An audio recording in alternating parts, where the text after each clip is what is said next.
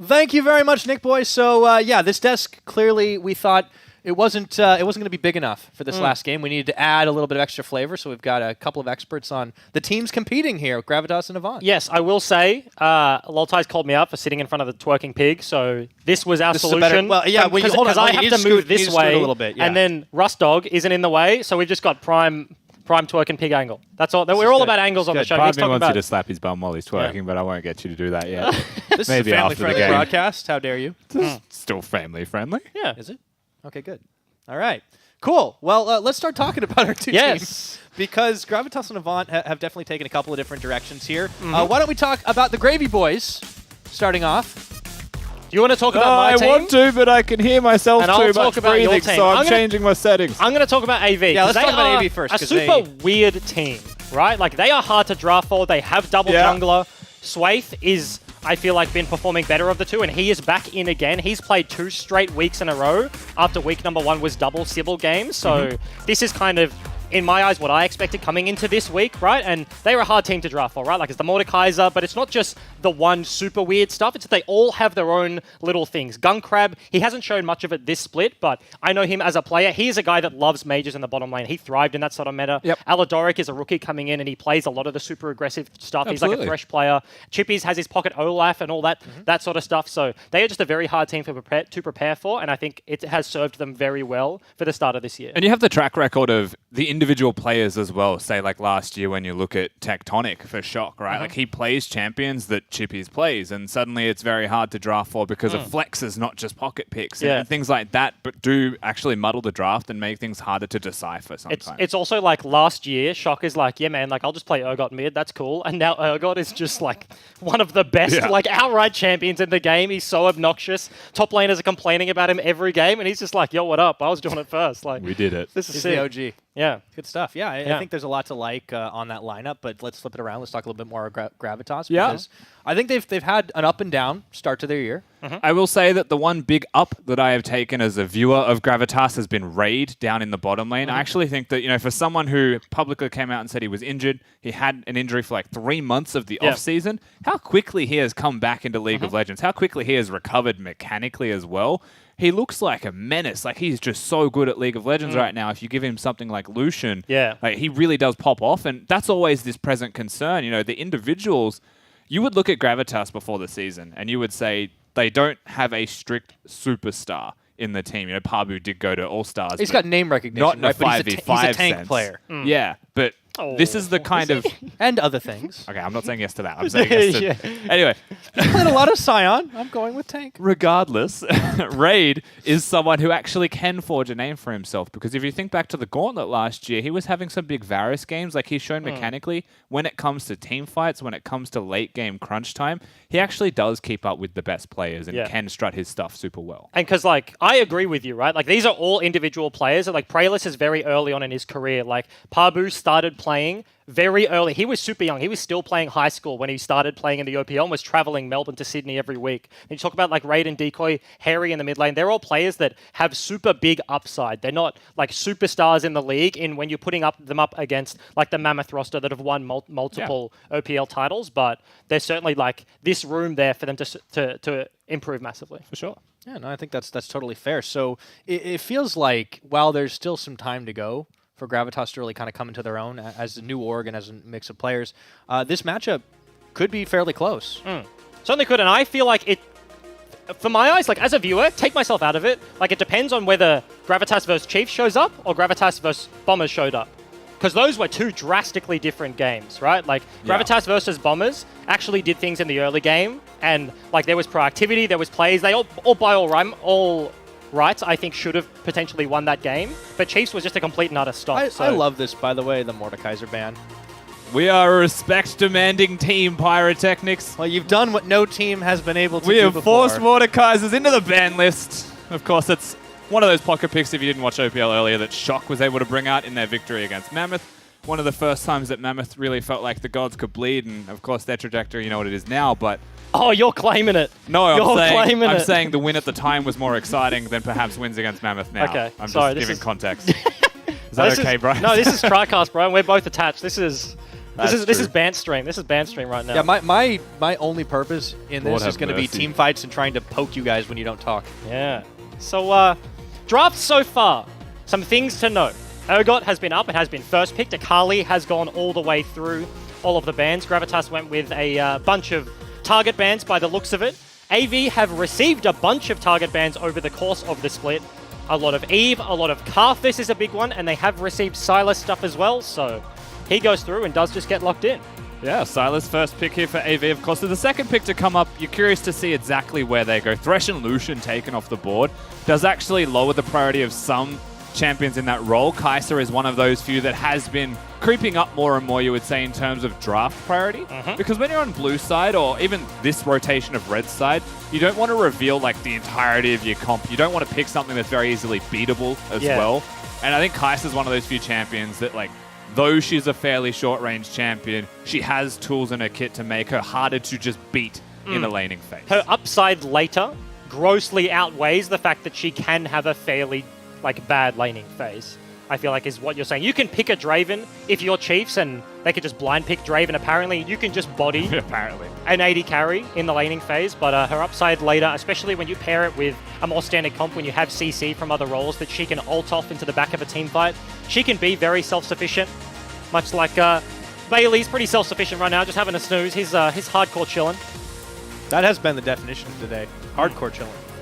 Now let's see what Avant do next, because they've already got two power picks on the Gravitas side. Right now, that's the thing to note, is we've got 80 carry and 2 flexes from Gravitas. I'd be surprised if we don't get the same thing from AV in response. When there are still so many available, you know, like a pick like this is definitely good. It gives flexibility still. You don't know if it's going top or mid, though it's primarily mid, and I'll say the same thing applies for Gravitas. It's just about matching lanes so that the next ban phase is a little bit less intuitive for teams. This could be one of those games where, for like the strict rules, you have until 20 seconds at the end of draft to change your champions. And we could, like, this could just be a swap battle back and forth, and we could end up with some super jank, lane matchups. People can roll swap if they really want to get weird about it. Because the most expected thing is listen to Akali mid and then silence into Urgot top. And I feel like you would agree? Yes. Yes, and most likely. Yes, we could just get some, you know what I mean? Like Akali into Silas top, Urgot mid. You could get the reverse from AV. They could flip it up. So there's certainly some extraneous room to wiggle around in this one. All right, ban phase 2 comes in. There's an Eve ban thrown at Swaith. Yeah, you mentioned that before, Ejim, one of those bans that's very much targeted him. Karthus is the other one that's thrown around a lot. I know Spawn has said on the OPL that it's the must ban away from a player like Swaith. He's just too good on the pick. I will say, now that we're this deep in the draft, preparation is obviously there, but things can go awry and things can deviate from the plan a great deal. But this is potentially, if it is a Karthus ban, this is like an Eve Karthus ban. And if those weren't banned and that's your jungler, you have Silas top, Liss mid, and then a full AP jungle. That is Urgot's just going to be stacking MR, and he's going to be a tanky boy. Pabu would just literally not take damage, so it's interesting as we note that it is the Olaf that gets banned away here and not the Karthus, because that would feel very I was prepared to say rough. that exact statement, right? So I was looking at the second pair waiting for my moment, but of course not going to be seen this time around. The Olaf is a good takeaway, that's for certain. All right, into the Braum we go. So Avant kind of rounding out a very chilly composition. Let's see what Gravitas do here. Fiddlesticks we have seen a couple of times. I think Dial played it. Did Decoy take it as well? No, Decoy hasn't played it in the OPL Okay. yet. But I think Direwolves. I think it was Corporal. Yeah. Big Corpse that picked that one up. And they're a bottom lane that likes the level 2 hard flash fear, Ignite Fiddlesticks obnoxious combo. And he's a laner that can do that, right? Fiddlesticks is one of those matchups you pick that does just in general hard win lane and then becomes super annoying later. But this is much more of a standard matchup here. And I will say that this particular pick, while it can go between two roles, is about to be revealed as to where it is. Braum into Gragas has been notoriously a good matchup. Yep. And they've chosen to go for the Gragas here into the Braum. So that's why I would expect that if it does go support, it could be the riskier of the two. I was going to say it may even be more likely into the jungle role so that you don't have to have that interaction till team fighting and you can get flanks off. That's not the case. I'm going to agree with you on this front. And if I have the time, I'll tell a little story. Back when Radier was playing and he was in his last games versus the Direwolves. Oh, yes. And I played against him. He went to the Direwolves and said, because Gragas jungle was top tier at the time, he was like, if we first pick Gragas, Ejim will pick Braum every single game. And that happened. And that was miserable, that series, because Braum is so boring. And like this, I'm just saying, like, I agree with you. Braum Shield denies Gragas engage so incredibly hard. It's very rough to play around. You have to burn Flash and take him by surprise if you are to get anything like that off. So bot lane in favor of Avant. In our last pickup, it's going to be the Kayn for Swathe. So I feel like that definitely falls into his aggressive wheelhouse. We have been seeing Swathe play a lot more towards this style. When he's been in, it has been about going in. Absolutely, and last time we saw him play the Kayn was against Legacy, and it felt like, you know, watching an Invictus Gaming style game where their jungler just had to find their opposing jungler and the lanes were winning. It's harder to say that that will be explicitly the case this time. So it may be a different type of Kayn you get to see from Swathe with different experiences necessary. We're back to Bailey. It's very much more exciting. Bailey is not hyped for that comp. I will say, I have seen Swathe within the last week have a 20-kill blue Kayn jungle game in solo queue. I was watching that. It is solo queue. Yeah, I was I mean, look at how I was in that game. So was Decoy. So was Prayless. So look at how blue Avant's team comp is. It seems to fit. We're almost very orange if Kha'Zix and Ezreal just were different champions. Yeah, you know, we got halfway there. Yeah, I mean, you pretty went green, sort of. What? She's got what? Gotta like get a chroma full for that, back tattoo and skin. That's an orange. Tat. That's a skin tone. I think it's just the orange color on the outside that's making you think that. Urgot very, very green. Yes, and I'm interested to note, to go back to the game from an analytical point of view, I don't think we've seen a good Sylas in the OPL yet. Every Sylas we have seen, we've only seen two, I think, has failed miserably. One was Topoon, and that was a defeat, and the other one was today. Yes, and it hasn't had a victory. He's a champion that kind of burst onto the scene and to leak some like insider knowledge. Yeah. I'm not going to say teams, but when he got released, so many teams were just spamming that guy in scrims. Everybody was trying to figure him out. So it makes sense that he's the one that was like picked up on stage a bunch of times, but obviously hasn't had much success just yet. Chippy's dashes that wall early, and yeah, wow, okay. So he's going in for some early action. Oh, no-y. This looks Don't like forget, by the way, to submit your Year of the Pig or Lunar New Year Where is the rest of cosplay. Where is the rest of the don't go up, don't go up, go down. Oh, no, Pabu! He's in trouble. Walking away, has to flash. Okay. Why'd you do that, bud? Cheeky start for Avant. Why did we do that? Why'd you do that? I don't know, man. Just wanted to get a cheeky flash out from the top laner, if you ask me. That's no fun. Gentleman's agreement. Oh. Yeah, we're actually joined by the coach of AV here to your left, Bryce. What do you think about that level? Oh, it was really good, hey.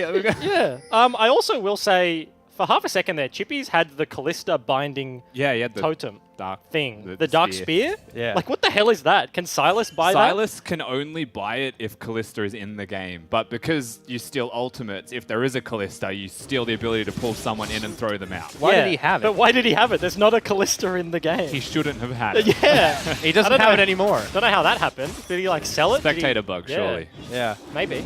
Silas having some... Well, I mean, the thing is, he's all about revolution, so he just, like, stole Callista's spear out of a different game. Brought it into this to, you know, like, take all the weapons. Breaking the from system. the, you know, from the bourgeoisie. If I'm saying that right. The what? That's, like, the upper class that he's rebelling against in Is this, like, league law? No, that's, like, an actual term. That's just a word, yeah. That's like a... That's like a thing. Now I just seem real dumb. But I wish I had asked. I'm pretty Sorry, sure I didn't fellas. pronounce it right, because me and French just don't mix usually. I think it's your fault. I agree. Yeah. All right.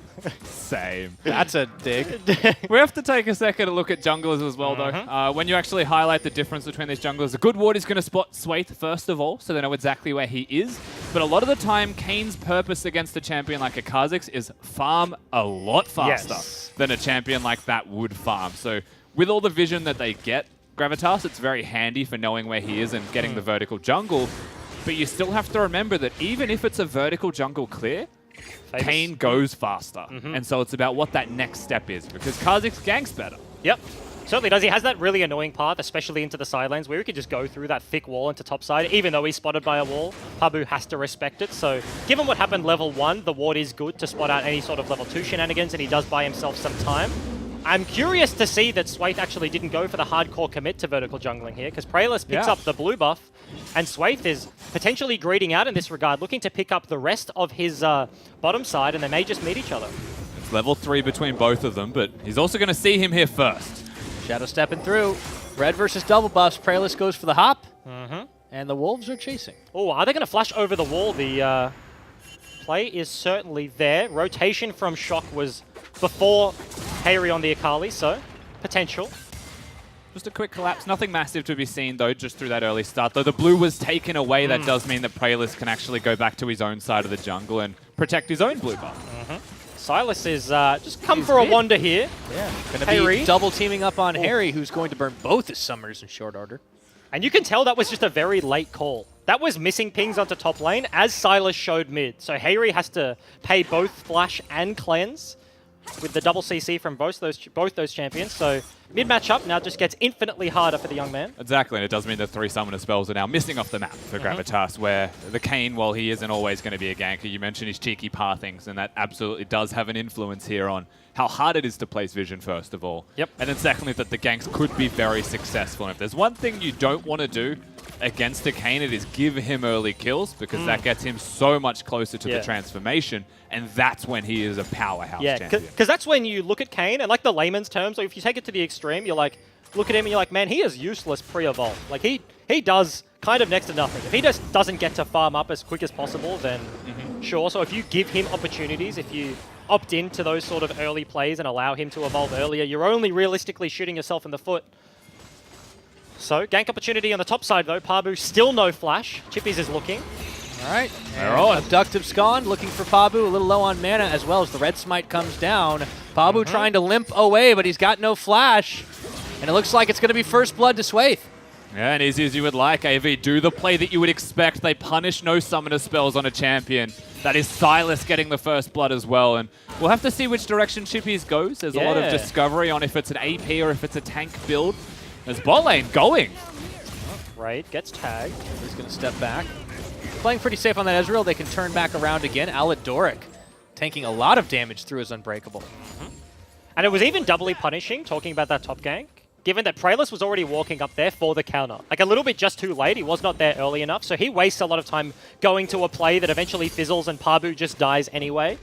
Sheen first buy from Sylas, as you alluded to, probably speaks towards the Frozen Fist route rather than the Ludens, I think. We saw like a Ludens decap proto belt from top an lane. endless discussion. In mid lane, you could come up with 6 builds that are situational. With top lane, it's usually Ludens or proto belt. So having the Sheen, you're right, is a pretty clear indicator. Yeah, plus there's the jungle opportunity that, you know, you could say Swathe could be freed up to do a little bit more shadow assassinating. Oh, if you go tank Sylas. Yeah. Yeah, and you go around. Are you trying to hardship it's a blue Kayn? I will say, I'm committed. I want that the color synergy. I've spent a lot of time playing League of Legends, and I have some very forceful opinions. Braum, No. boring ass champion to play. Blue Kayn, infinitely more fun than Red Kayn. Red Kayn sucks, man. Who needs healing and knockups? I think it was You just Sport kill I was people. playing League with recently, because he plays Kayn jungle when he has to juggle, and you could hear the excitement when he sees the draft. He's like, "This is a blue Kayn game." There's so many range because champs. it's just so much There more fun. there was one last year I remember in the ULCS that I really enjoyed. It was I think it was like a Fnatic Misfits game, or was it G2 Misfits You game? mean the mid? Yeah, it was mid Blue Kayn. I think it was Caps. playing mid Yeah, blue Kayn back when it was and he basically usable. just made Hansama's life suck. Yeah. Like over and over again. To be fair, back then it was Deathfire Grasp and Corrupting Potion stacking on his passive. So Oh, that's obnoxious. glad to get rid of that. Yeah. Hashtag balance. Opportunity. Fishing here from AV. E from the Akali gets himself out of dodge. Has the cleanse back up and available, so would be able to break out of a single CC, but still flashless, as he did cop the earlier gank already, so Yeah. not much lost there. Nice little movements as well from the support just off a reset. You know, they can place vision, they look for an opportunity to perhaps gank as well. And it was protecting the area where Gravitas had just cleared out some wards themselves. So at the end of the day, it's just an opportunistic moment that doesn't result in anything, but no one really minds too much. Pabu potentially looking to spot out Swathe there, but I feel like he didn't on the back end of that one. Red buff is spawning, so Gravitas should certainly have an inkling, and they're actually looking to contest this one. Swathe wards it out, so he knows exactly where the Akali is on the map, and they do just back away. Smart move. That was a great ward. Timing was good. I will also say, on the topic of Kayn, first of all, apologies when I call him Kanye, because it's definitely just very big hard habit of not mine. to. Yes. But his E, when you go into walls, I'm not certain how it works. Because I Okay. feel like half the time, you get vision out of every exit point of that wall. Is that correct? I think it's related to brush, is in your experience. Okay. Like, because Fog of War exists with brush, but when you're in the wall, like everywhere around the wall, Yeah. in your personal Fog of War area is visible. Because I was watching a couple of games yesterday, like watching a Kane, I think it was just like solo queue, and just like looking at his perspective. And it's so, like, there's so much vision. When you go in a wall, there is so much vision that you get granted. Like, much earlier than your opponent. When you talked about, like, he's going to see Kha'Zix first when they met at the Wolf Camp earlier on in the game. As soon as you go in that wall, you just bloody... The Kha'Zix does get an indicator, though, and you'll see it on this skin when they go through walls. The area where they're most likely to come out of the wall has, like, a dark star on it. Yeah. So you'll see that next time Swaith uses his E to pass through walls. And that is the only indicator you have, to be fair, which is much less intuitive than a full champion body. Yeah. Oh, ultimate comes out. Avant sniffing for a play here, but it just ends up being Raid shifting away. I feel like that's a pretty ambitious call there when Ezreal still had the E. There's potential looking forward to this dive. They actually saw Kha'Zix on the top side of the map. Praylor showed, so Swaith is going to have access down here and Liz has priority. Maybe they were just looking for any sort of chunk to set up for a dive. I was going to say, it smelt like a hard force. Yeah. Almost needlessly hard. But when you're going for an objective and you can get HP, you probably take those trades at times. But at the end of the day, Raid just presses E and easy as you like, will walk that one out. Gets a base as well for free and has teleport, worst case scenario. So everything looking still perfectly fine for Gravitas. It's just a small little objective take on the outside there. Ocean Dragon is the second one that spawns as AB just going to clear out this Raptor camp. Sorry, the Wraith camp. Swaith is going to pick that one up nicely and equalizes his farm. Swaith managing to really keep on the up and up here, matching what Prayless has been doing. It has been a pretty slow start to the game because it's just Avant kind of farming it better, playing the objective game better, but really only the difference is the kill. Yeah, literally. Like, there's a 1k gold lead based on CS, certainly in the mid lane and the bottom lane as well. But this is a potential dive. There's your vision game right now. There's Swaith going through on the Shadow Step, setting staying. up for Raid. They're going to commit to this one, but Decoy gets a double bop off, and they're trying to get the outplay here. Gunkrab taking a lot of damage, but Swaith will not be denied in this one, and he goes in for the Umbral Trespass to take down Raid. Teleport going to complete in just a second here. No Pabu trying to go forward, looking for Shock, who flashes. Here. In comes Harry. The response from Gravitas has been big, and Harry's going to get that one off a flawless execution. Prayless coming in a little late. And it's turnabout fair play here. Chippies, he tried to get out of there, but now they're going to tap back in, and it's a party barrel. Pabu dashing away. Absolute chaos actually breaks out down in the bottom lane. It starts with Raid being targeted. AV are the ones to start the play off. But at the end, it doesn't result in anything too wild. Just a 1-for-1 trade with everything possible almost expended on the map. There's 3 flashes total between 10 members after that fight. And I feel like both top laners made the same mistake in TPing very late to the play.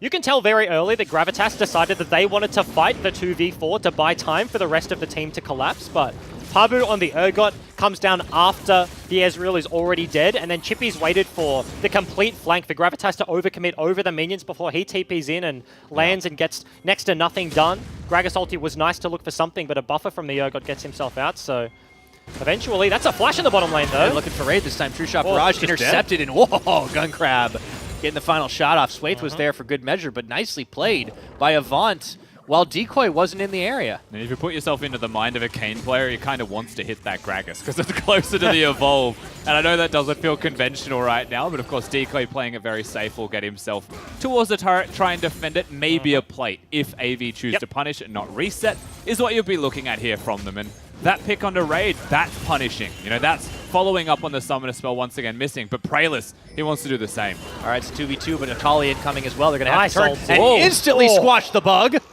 And that's just a straight-up predict from Aladoric. Prayless had the flash, but he didn't even respect the ulti there, and literally gets one shot, knocked up whilst he's stealth Braum passive, and see you later, Kha'Zix. Most action Braum can look like it. Still looking Raid's back, though. Yeah, this has been a long one. We've seen Raid already come back up to the 4, and Decoy takes a little bit of damage, but man, I can't get over how fast they squashed Prayless. Talk about a bug splat. Yeah, he's a squishy champion, and the predict from Aladoric was sick. Knew exactly where he was, even though there was invisibility. The Kai'Sa W also connected, so put that together, and you're at 3/5 of the passive proc anyway, so that's a big part of why they were able to squash him so quickly. Just great individual play. And I feel like this list has had a lot of freedom on the map. Given that what happened early with the Urgot flash, like losing his summoner, and then you have no priority for the top side, Kha'Zix hasn't really found many opportunities now sitting at 0-1-0 behind in CS, and Liz does get prio over Akali when she has like the jungle in her back pocket, because you have to respect the one-shot, right? So the bottom lane of Gravitas is a pretty negative lane. We talked about Gragas into Braum, but Ezreal into Kai'Sa is the big one. He just wants to stack up his tier and start farming it out as much as possible, and you've seen Shock just rotate down to Wraiths and threaten the dive so many times. The dive has happened once, but he's walked past that Wraith camp to deny vision and just threaten it like 6 times over the course of this game, and it's very tough to deal with if you're Gravitas' bottom lane. 100%. Sweet's now going to be spotted as well, but it looks like they're committing to this fight. He wants the damage on. They're looking for Pabu, Ignite, and ulti. that's not nearly enough damage to finish him. Praylis In is comes here. Praylis as well, and they can turn this around right now, but there's the Umbral Trespass onto Pabu. He crab walks back into turret range. Swade's going to have to dash away from this one. No more cooldowns, and Pabu getting the kill. And that's just a huge overcommit from AV there. I think Sway thought he had to ulti to not immediately die to Urgot ult plus the Kha'Zix combo, and does lose his life because of it. Pabu finds some respite on the top side of the map, and he gets a kill. The concern for AV is that maybe they tunneled a bit too hard to try and get Kayn his transform, but at the end of the day, it was still a super good punish from Gravitas. The Ghost moves quick as mid lane. Cleanse. Oh, once again, Harry gets the hell out of there. Didn't have his flash Reliant, but he did have his cleanse, popped it. Was the Even ult. clears through. I just love the dash on Prestige Akali. Which one? It's so cool. You get that little spray paint on the ground. Dash, yeah. I love 9.3. The one that leaves the trail. Because I'm just like, Akali just disappear. Literally in the patch notes, I'm going to paraphrase, but something to the effect of "Goodbye Akali" was said in the patch notes, and I'm just like, that kind of was the thank point. you. Yeah. Yes. It's so obnoxious. I mean, like, Harry's getting in like a last hurrah here. yeah, you could probably agree with me somewhat, being a support player, but Yeah, oh Akali God, it sucks. just hits you in the head once and ultis you. Oh yeah, and you dude, feel I'm an you 80, can't I'm an do ADC anything. main. I'm Yeah. not a huge fan. If He's the got- E connects, you just pray. See ya. Yep. Yeah. You got to predict a hook or predict a CC while she's in her shroud. And it doesn't matter how good you and your team have played throughout the game. The Akali can 1v5. Yeah, And that's you dropped your pen, opportunity. mate. Certainly did. We're so locked to the desk, you can't pick it up. Good save, though. Praylis will try to trade on the opposite side of the map. Of course, the notification of the Ocean Dragon going down was there. Now, he is doing this by himself, so he will lose a lot of health to just the Herald in a 1v1. And it takes a lot of time when you're by yourself as well. More hits, more often you'll get the eye available. So Oh, there's his vision. You can see his vision. It's enormous. That's huge. That's such a big radius. I'm harping on this. It's just enormous. I will say, like, Praylis had to back away from the Rift Herald, of course, because Swake ran straight through mid lane yeah. over the creep, so Praylis has to pay respects. What's so funny? It's just enormous. It's just enormous. We're gonna have to clip that. That is true. It is true. It's enormous. Okay. Back to the Don't game. mind me. Talk Back to about League League of of Legends. Let Yeah. me laugh in Right peace. camp. Avant have a 2K gold lead and 2 dragons, and they're doing pretty good. Yep. They are. They're doing very well. And of course, you have to talk about team comps as well and how this moves into the mid game, how it moves into the late game. Gravitas have 2 assassins in their mid lane and their jungle. I am most curious to see where Praylis goes with his evolves at 11. If he goes for the utility of the W, which is the most likely as well, then that does add depth to an assassin-style champion, and that you can either peel for your team, you could flank to slow people down. The slow is significant, right? Akali doesn't have that same luxury, but what she does have is a Shroud. That Shroud gives you teamfight utility as an assassin. It just means that at the end of the day, they're hard to execute teamfight champions compared to what feels like a much more obvious front-to-back style, you would say, of Avant. And it also can be a bit feast and famine that way, because you talked about level 11 for Praylis and his evolve. Well, he's 3 levels away from that. Swathe has got level 10. So there's a big difference in jungle experience at the moment. That's kind of coming to bear, and now Rift Herald is popped on the top How can side. you tell when that skin has evolved? What does it look like? I don't know.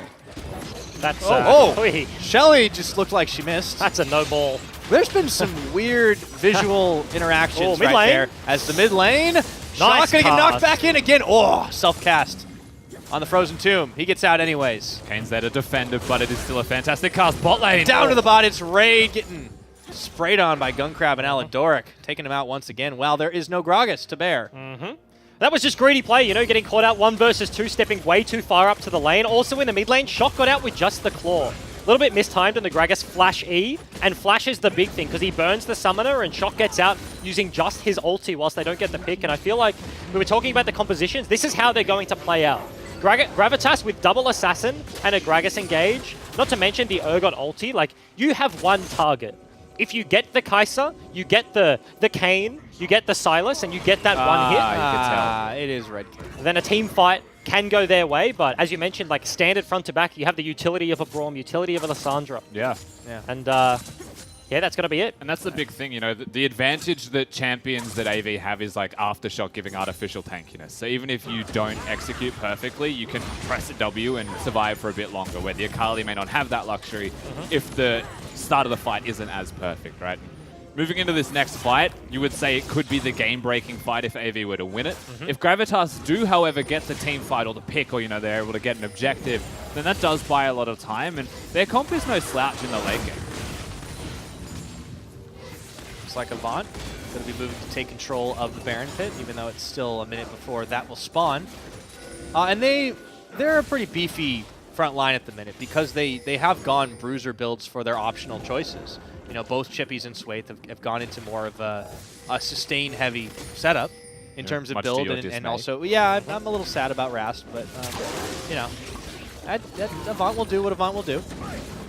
It's the smart choice, just not the explodey choice. And for those that don't often get to see Sylas, you'll see this damage. It's an AP Ezreal ultimate, you know, that does chunk, that does hurt. At level 16, Sylas has like a 12.5-second cooldown. And hang on, they're engaging. Oh, that's a lot of damage dealt onto the Gragas as well. Decoy. Gunkrab stepping forward to try and get a little more onto him, but doesn't happen for the kill. And that's just exactly what we were talking about. Braum Shield denies every sort of engage that Gragas can go for. You kind of have to play the mind game, right? Like, you either have to E-flash on his head and throw it before you expect. Raid may just be getting caught out here. Pays the flash. Yeah, they chased him away, but should be enough to take the tower. And Pabu kind of caught out between not all 5, but 4 members of Avant Gaming. That's really rough from Pabu there. Ezreal ultimate comes in as well. There's no wall to dissuade that, so the damage will connect. And they'll push them back. But that was still the pick. That's still the turret. And that's still the map completely open. You mentioned there was a minute till Baron spawns, but they already had the control ward line. And now they get the mid lane outer turret broken, which makes it infinitely harder for Gravitas to get into that area for free. And suddenly the map does explode. Yeah, not to mention it was a 4 versus 5. Chippies was in bottom lane, just pushing that all the way into turret. Now they get an Earth Dragon, so Baron contest becomes infinitely harder because they just do it much quicker than they did before. And yeah, this is just looking super rough. There's not the best contest comp here from Gravitas. Like, Kha'Zix has a hard time getting in, like over a Lissandra, over a Braum, stuff like that. They have tools to check in that of like Gragas barrels, you have Ezreal ult and blue trinkets and stuff, but certainly AV in firm control of this game right now, have the Dragons to boot and looking to set up to break open the game. And I really did wonder coming into this week how Gravitas in particular would bounce back. And of course the game isn't over, and I'm definitely not writing them off as a team, but I feel like, you know, as a spectator, I just wanted a little bit more given what happened to them in the last week. This is one of the games that is much more achievable for them compared to the teams they had to contend with prior. Harry's going to look. Oh, he can follow. Oh, yeah, he can. Is that enough damage? Shock is going to put himself into the Frozen Tomb. 17 members of AV. That's bought a lot of time here. Harry's in trouble. Gravitas have been looking for picks, but this is why they haven't been successful. Avant have stall tools, especially on the likes of Shock. And exactly what you're saying, like, this looks out of sorts, right? Like, this is miscommunication and people on a very different page. Pabu, 1 versus 4, tries to contest the mid lane outer turret, whereas Raid is flashing away. Harry's looking for a pick topside when he knows they have no Baron control, and 4 members of AV are just walking up the river. This is not standard League of Legends. This is looking for greedy fights and getting punished. Yeah, it's almost like they're choosing to take execution battles, not the correct battles. And that is the thing that is ultimately punishing them, is that, like, you could force errors, absolutely, by taking those plays, but the errors haven't been there, and so it's backfiring super hard. And now the gold lead is absolutely ballooned out to almost unreachable heights. Still Baron on the board, however, and that is the window to victory. All for stalling this game out. And AV set up a flank here. Chippies is behind. Urgot ulti goes. There we go. They're going to try to sandwich onto Raid, and they'll be able to pull him in for the kill. Chippies will get that final shot, stealing away Pabu's ultimate to do it. Gunkrab gets executed. A little bit of a questionable thing there, but he doesn't give any kill gold over. He's still got the 1,000 bounty at least. So AV, they'll back away without their AD carry. It does mean they can't go straight to the Baron. There's no teleport for Gunkrab on respawn either. So bit of an oopsie. At the end of the day, it's still good. It's just not necessary. 100% of his HP bar goes to the turret. That is disaster. This is... Wait, let's see. Yeah, When is it happening? Let's Okay, have so a look. he's in range. He's got aggro. He's tanking. How did he get aggro? And he just like, I feel like he didn't even realize he had it. How does he have aggro? I feel like it must have been a W because Chippy's got like Silas or Urgot ulti, Silas ulti, got the execute and then walked out of turret range and then Gunkrab picked it up. That's still the weirdest thing ever, by the way. When you play with a Silas or you listen to Silas comms, like imagine you're playing your lane, you're in mid lane farm and you hear, I have Karth Assault. Like, no you don't, you're a Silas. Never ceases to confuse you. But he bloody does. Hits you with a Requiem. Yeah, this time That he had the hurts. Fear Beyond Death. And it's just going to be all about that Baron dance, but I think Avant definitely 2 steps ahead of this game. Certainly looks to be the case. We're approaching a 10k gold lead right now. This is a very difficult contest from Gravitas. They're trying to get some vision, placing some wards around the Baron pit. Unfortunately for them, Scuttle Crab wasn't up when they had their momentary control of the river, so AV are able to pick that one up and deny any guaranteed vision. And I would say for you guys, it's about getting creative at this point. You know, I would never say you take a front-to-back 5v5 at this point, especially not when you compare the compositions. I would say you need to use the Kha'Zix and Akali and find picks, find opportunities, make and force openings on the map for yourself to really blow open the game back in your favor in some way, because we don't want to hit desperation, but we do need to utilize your comp to its fullest, right? And that's what I would be looking at. So it's all about patience here. Avant don't need to force it. Gravitas having a hard time really finding some of the picks they've been trying to make this game. And between the 2 assassins, the Kha'Zix and the Akali, there's only been 1 kill apiece. And now it is going to be the Sneaky Baron. The first Baron start we've seen this game, 25 minutes. Gravitas have an inkling. Blue Trinket will confirm their suspicions. Chippy's is certainly looking for a flank. Yeah, it feels like they want to actually force the flank here. They see Chippies the is behind. positioning. There we go, Chippies. Grag For Assault. The abductive's gone, steals the Grag Assault, and the fight is on, but it's really just a chase here. Shot goes in. Praelis is limping away. True Shot Barrage. Gonna get intercepted, but Avant don't get any deletions here. And now the turnaround's starting to happen. This might be Pavo it. going forward. He's gonna chew up Shock. That's 1 kill, but can they get even more? He goes in looking for it, and it looks like Harry is gonna get chunked on by Swaith. And all of a sudden, turnabout is fair play here for Avant Gaming as they look to try and polish out the remaining members of Gravitas. And Gravitas bite off way more than they can chew. AV's engaged fizzled. Gragas ulti and Shock goes in. He loses his life on the back end, but just the overcommit. Hayri goes in, summonerless on the Akali. Gets cleaned up by Swait's Kane, and this may just be the Baron when they didn't have to give that one over. Yeah, they've got the tankiness and they've got the damage there now. Gunkrab in the area to hit the Baron. They'll be able to take it down. No Ezreal ultimate, unfortunately, to secure it. He's going to teleport to mid lane, try and get some priority in that lane as the Baron recalls come through. And you're right, they could have perhaps taken the pick. Just let it settle, let it fizzle as that you've got the Lissandra. But when you get the Fear Beyond Death connecting for Pabu, teams always want to look for more. They're poking with a red buff Ezreal. Hayri has his spells, and they start to see red. Because in the choke, Akali is so obnoxious. Like, so is the Ezreal, so is the Gragas, things like that. But as soon as Liz goes in and blows her one button, she's not going to do anything for the rest of the fight. But the overcommit on the back end, just way too much. And from what could have been a stable play, a stabilization point of the game, AV set up and would not have got anything. They end up with the Baron on 4 members.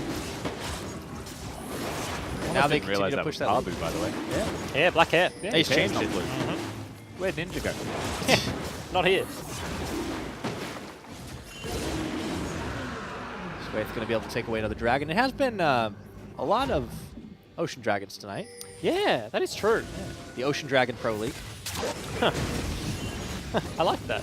I like that a lot. A little bit of a contest coming out for the brush control. Shock is going to show in the mid lane, so AV have a while before they can realistically look for the hard contest here. So Gravitas certainly have a window if anybody steps too far up. They're hunting. Whenever he just like launches himself, that Urgot, I just always think like, oh, this is going to be it. This is going to be the moment. But it try to play a little bit back. It's hard for that to be the moment, but it definitely feels that way. It just More looks often like than not, it. when you see a Righteous Glory pop and he saves the throw. Yeah, that's like, the thing. That's now he's really feeling it. I'll tell you what. Oh, Swaith.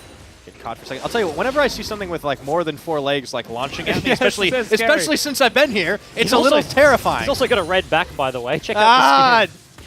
No, too soon. But yeah, Urgot like dash in lane.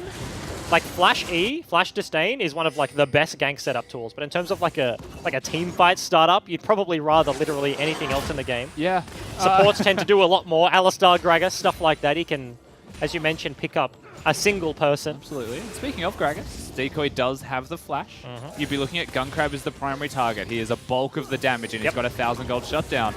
So if he doesn't respect, if he steps up too far, a Gragas cask and suddenly he's in an Urgot's face and dies. It's really going to be the game between Decoy and Alidoric, but he doesn't get the shield. Alidoric does get knocked in. There's just not enough damage, though, from the Gravitas side. And dodging committing. out from the Braum. It looks like they are going to be the fight in onto the Akali. Just completely gets deleted, and into the back goes Gunkrab, and that's the confidence from Avant. They're going to clean up the Quadra kill, and he gets the Penta, I think. Maybe not quite, but it looked like it. It didn't say pentakill, but they got the win. And that's sub 30 minutes. Avant Gaming really clean house at the end of it all, and that was a stylish way to end it. Certainly was. The engage was there, as I was saying in the last team fight. It's going to be between Decoy's Gragas and Alidoric Shield to deny that play, but Hayri goes into the backline, cleanse a couple of seconds off cooldown, gets Liss ulted, he blows up, and it's a 4v5. Chippies has the flank, and just such a wipe of the team And fight. you have to respect the decision from Gravitas to go, though. We just mentioned before the fight happens, Gragas has to hit Gunkrab. Like, if Decoy doesn't hit Gunkrab, then they lose the fight. And he does hit it. It's just that he had a flash to get away. Otherwise, it would have been a potential winning team fight there for Gravitas, something that saves the game. But so close, and you mentioned seconds on the cleanse. That's how close they were to potentially winning. Yeah, I mean, that was a huge deal there. It came down to it, and it kind of felt like Gravitas never really found the moment that they could really find the openings. The Assassins just got too denied. There was certainly points, right? Like the team fight above mid lane, where like the overcommit happened that lost Baron, and also that last team fight, the engage was very good. But AV came in, like the level 1 prep to blow Pabu's flash, super good for the top matchup. This is the most successful Sylas we've seen. He's won a game, right? This is true. The only victory we've seen. Chippies is our new Sylas Overlord. And it started off with like a very good level 1 read to burn the flash, get him a good matchup, and it's exactly what they wanted. And it really was like smart play from there. A couple of greedy pickoffs there, like overcommitting in the bot side. Ezreal's dying for free when his Gragas is roaming mid, stuff like that. The AV had the nice punishes, and it just snowballed pretty quickly out of control. Yeah, creativity did feel like it meant a great deal in getting those small victories, but once they had it, AV very good at holding that lead. Very true. All right, well, it's over to the couch to discuss how that game went down. Alrighty.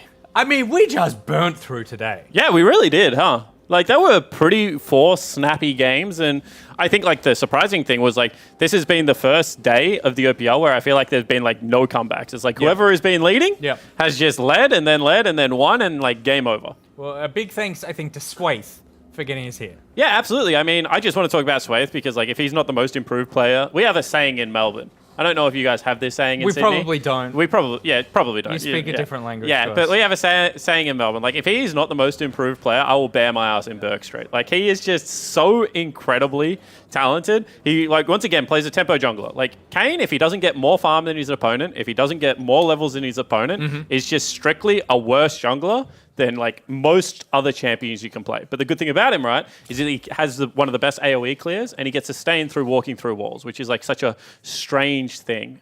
The impressive thing about Swaith is, like, I don't think he got the right evolve this game. Shake or nod your head if you got did you get red? No, you got blue evolve. So he was useless for an additional 3 minutes of this game, 4 minutes of this game, and still maintained a 2-level lead over his opponent in the jungle. That puts so much implied pressure on the map. If you're the same level as solo laners, like, as a Kayn, on the current experience system, which Riot has once again done everything in their power to gut my primary role of jungle, like, and still he maintains that. That's just, like, I don't know. Maybe he's the best jungler in the league at the moment. Like, honestly, like, he's playing that well. Do you think it's simply because of his choice of skin? Potentially, Odyssey Kayn is, with Odyssey Yasuo, are probably the 2 best skins in the game. Like, Odyssey Kayn is just, like, it's the only Kayn skin as well where Red Kayn, like, it incentivizes you to play Red Kayn because it's the only skin where Red Kayn looks better than Blue Kayn. So, like, if you're in competitive play and you're going to play, like, Red Kayn, you should play Odyssey because Red Kayn actually looks good on that skin. Well, I also know for a fact that Swaith is a dirty Blue Kayn player in solo queue, and I'm going to call him out for it. You should never win a game on Blue Kayn in solo queue. That champion sucks. Swaith, is this true? No, not at all. I think Blue Cane's actually really good. And also with the Odyssey skins, I swear you actually get a hidden buff with Odyssey Blue because like I feel like your W is a lot thicker. Like it's harder to dodge. That's just my thoughts. Like I see a Soraka locked bot lane. I see a ranged support, and I just see Blue Cane. Just camp it all game. But you took Red Cane this time. You took Rast. Well, this so what gives, man? Well, this isn't solo queue. You know, I can't just abuse bot lane for 20 minutes to win the game. Yeah, it's you more were mopping up fights though. Yeah, it's definitely team comp dependent, basically, like deciding what form you want to use on Kane. But I definitely agree with Spawn in that I don't think that Blue Cane is competitively viable at all. That makes me very, very sad as somebody who likes watching Kane. It's very fun. I shouldn't because I'm an AD carry main, but you know. Yeah. Okay, so that aside, you kind of have that set strategy here, and you've been getting a lot more reps as the other Avant jungler, and now you kind of like come to the forefront here. Overall, like how has it been being a part of that double jungle system? Well, I was a bit apprehensive at first, definitely, like because it was like a new experience for me. But I think it's definitely very beneficial. You know, like we split scrim time, and we also like talk to each other like a lot during the day, like discussing like paths and I don't know, just various jungle strategy. So like we kind of just like build each other up from there. Okay, so it's like kind of a lot of learning overall. What would you say is like? Has it been like a performance-based thing? You've had like the edge over Sybil, or has it been just more like stylistic matchups? The Avant has thought you've kind of figured better in these last couple of games. Yeah, like without giving too much away, I think we just play the jungler who we think is most likely to win the matchup on the day. Like based on numerous factors, like in terms of like scrim performance, like enemy team, like players, like champs, draft, like blue-red side. There's just so much to it. Like I think it would definitely like show a lot more if we were in like best of 3 format or best of 5 in Gauntlet. There will definitely be a lot more switching around there, I'm sure. Ooh, looking forward to seeing that. Well, thank you for joining me on the desk, and congratulations again on the win. Thanks very much. Coolio. Back over to the couch. Well done, Swaith. Also very well spoken. I was going to say, like, most improved player, most improved face on the OPL. What a delight. If I'm Rusty, I'm worried about my casting job because, you know, only one AV member can cast. And, you know.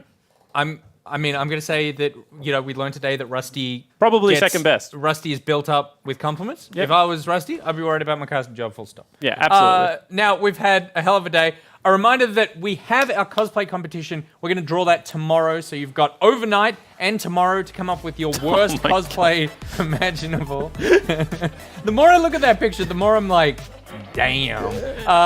You just need to take a picture of the most budget league cosplay you can possibly put together and submit it on Twitter at OPL using the hashtag #IamOPL, and you can win yourself one of these bad boys, and we'll also throw in the headset. It's been a lovely evening. Of course, we do need to get back to the spicy tip results.